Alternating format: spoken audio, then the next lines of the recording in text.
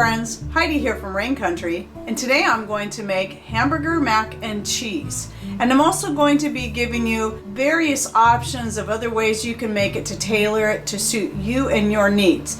But this is going to be a fairly healthy way to make your mac and cheese and as organic and natural as possible. So let's get started.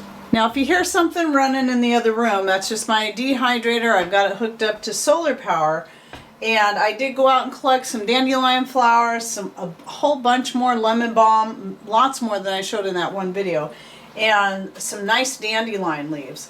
And I'm going to use some of these real big ones fresh. Well, they're not going to be real fresh, but I'm using, instead of dehydrating these ones, I'm using them straight into my macaroni and cheese. This will be the first time I've done it this way, but every single time I make macaroni and cheese, I always like to try something different. So, and then right here I have stinging nettle that I just picked, and I'm going to be adding that in too. So I'm going to be putting on these massive rubber gloves. I bought new ones because my other ones wore out, and still they're massive. You know, I looked all over Amazon because I knew their local stores I couldn't find rubber gloves, kitchen gloves in an extra small, so I looked on Amazon and apparently there's none available in extra small. There's no such thing. So if anyone knows where I could find some rubber kitchen gloves in extra small, that would be very cool. So anyway, I'm just cutting up, I'm putting on the gloves just so I can cut up the stinging nettle. And one of the reasons I wanted to use this today was just to show you another way you can use your stinging nettle. You don't have to dehydrate it. As long as it's cooked, heated in some way, it's going to take out the chemicals, or nullify them anyway, that cause the itching and burning to your skin. So what I have in my pan over here is some Kerrygold grass-fed butter, which is my very favorite butter. And it's already melted, and so I'm going to be adding all my vegetables that I want to saute for a little bit into there. So taking off the massive gloves, and now I'm going to cut up the dandelions, and then I have just a little bit of fresh picked thyme. So I'm going to pull off some of these leaves. I don't worry about some of the stem getting in there. I just don't like the really tough parts in there. Or even if they are, try to break them up. I'll also be adding some onion, some brown mushrooms. These are just my favorite type of mushrooms right here. And some garlic some garlic slices to what I'm starting right now. So I'm going to go ahead and move on.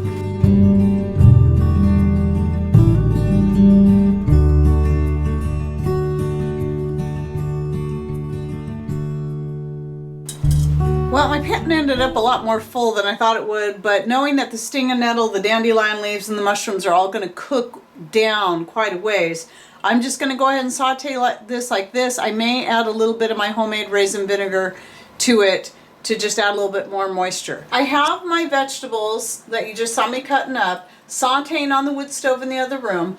I have my 1 pound of grass-fed ground beef browning in a pan in there on the wood stove. Now I am going to go ahead and use my hot plate in here, plugged into the solar power, to cook this part here. And so what I have here is 1 pound of previously frozen cauliflower. Now I prefer to buy my cauliflower frozen. It's just easier for me that way. I stock up on it when it goes on sale, and then I'll buy a bunch of bags and then throw them in the freezer. So I let it thaw most of the way, and then I cut the pieces up just a little smaller. This right here is a good size, but I don't mind them a little bigger, even like that. Well, I don't know, it's a little big. I'll cut this up a little bit smaller. And just whatever size you prefer. Now, if you're wanting to go gluten-free, grain-free, skip the pasta. Just use the cauliflower. Throw in another pound if you want to. But for me, I like to have at least some pasta. I love my pasta, especially the Montebello brand. This is made in Italy. It's all organic. This is the best pasta I've ever had. And I'm going to only be using half a bag. So 8 ounces of the pasta for us. You can vary this however you want, however much pasta to cauliflower. So I'm going to set those aside. My water's heating up, and I'm going to get on to the sauce. I'm ready to start making the sauce, and I'm going to be using And I don't typically measure this out. Some of the organic heavy whipping cream, since I'm all out of half and half. I'll say about a half cup. It's gonna be pretty rich. That's actually more of a cup. And then I'm going to add some milk, about another cup of milk. So there we go, there's our half and half. Now I'll most likely be adding more milk to this later, but this is what I want to start out with for now. So what I have here is my tapioca starch, and I'm going to be putting in a 1/4 cup of this. And this will help it thicken up when I go to cook it. But you want to make sure, this is the first thing you do, is you mix your tapioca starch or your arrowroot powder, the amounts are the same, and mixing it into your cold milk, or half and half. You can use just milk. I just find that when I use half and half, or do the milk with the whipping cream, it just makes it more yummy and wonderful. Okay, so to that, now, what I do like to add from time to time is my own homegrown dry dehydrated tomatoes, but I just got these out so I could show you. These are really good in it, but today I just don't really feel like using them, so I'm going to leave that out. The great thing about macaroni and cheese is that you can do whatever you want to it, anything.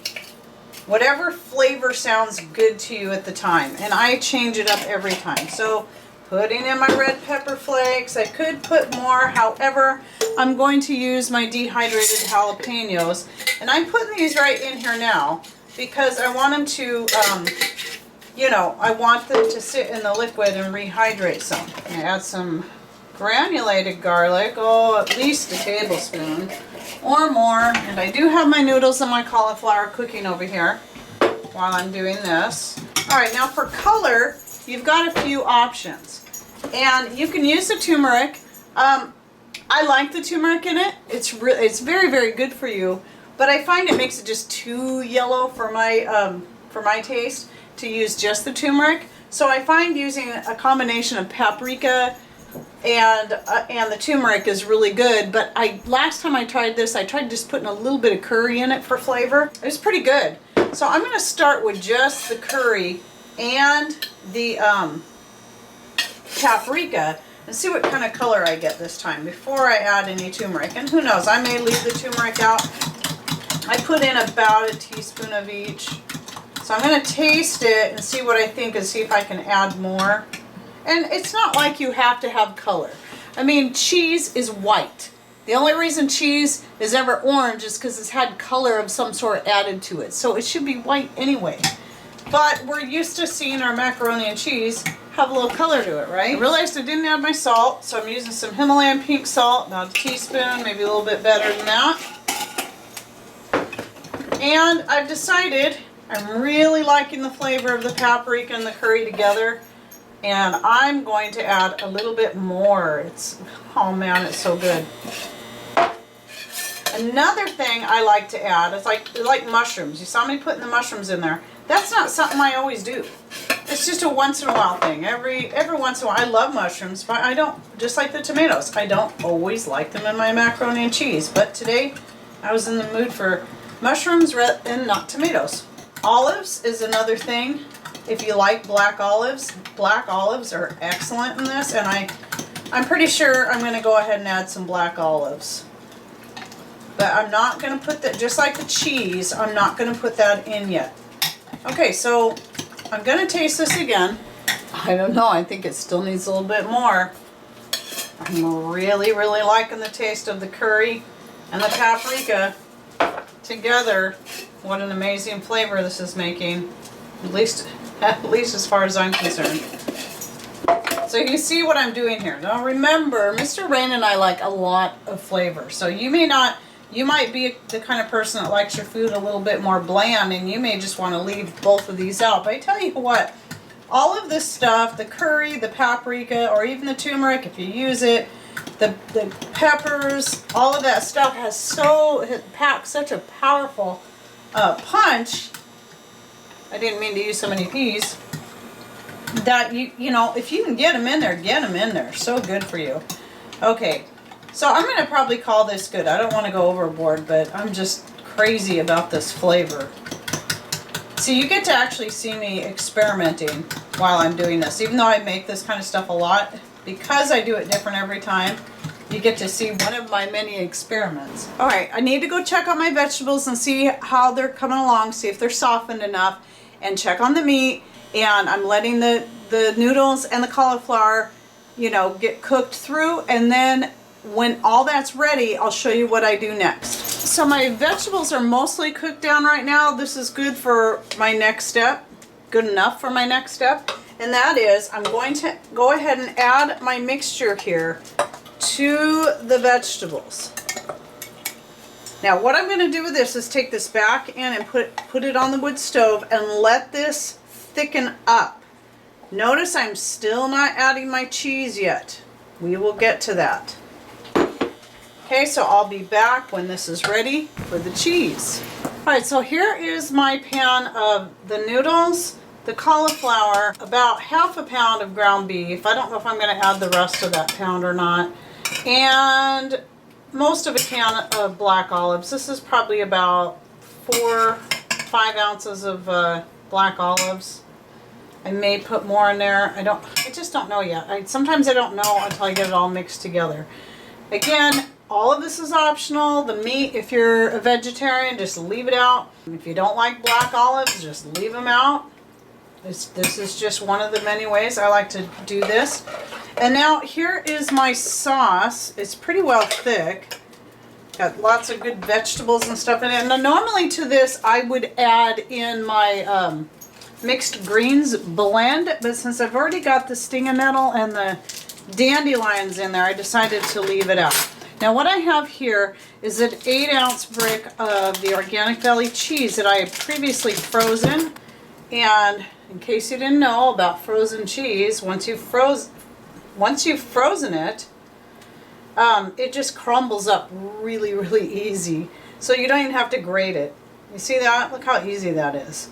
So I'm going to put that whole 8-ounce brick. And I did not add any more milk to this. It's almost looking a little bit too thick for blending.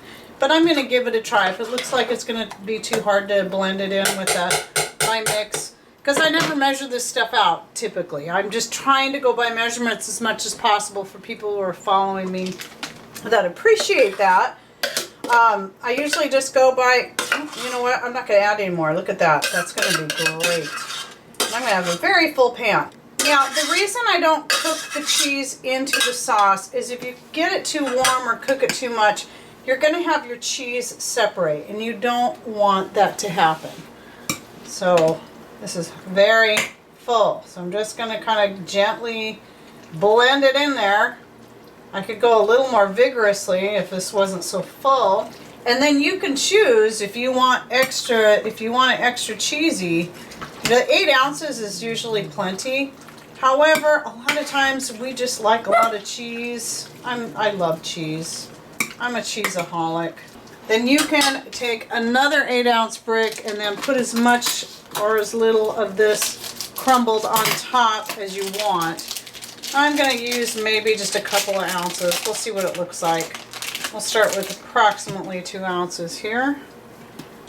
And crumble it around on top. Oh heck, why not a couple more? So that's going to make 12 ounces of cheese right there. That looks pretty good. So what I'm going to do with this is about an hour, half hour to an hour before Mr. Rain comes home, I'm going to put this towards the back of the wood stove. Depending on how hot it is, it'll be anywhere from a half an hour to an hour for it to get heated all the way through and all the cheese on top nicely melted. And it's that simple. So if you're going to bake this in a conventional oven or a toaster oven, I would say about 20 minutes at 350 approximately. There you have it, hamburger mac and cheese, the Rain Country way. Thanks for watching, take care, and God bless.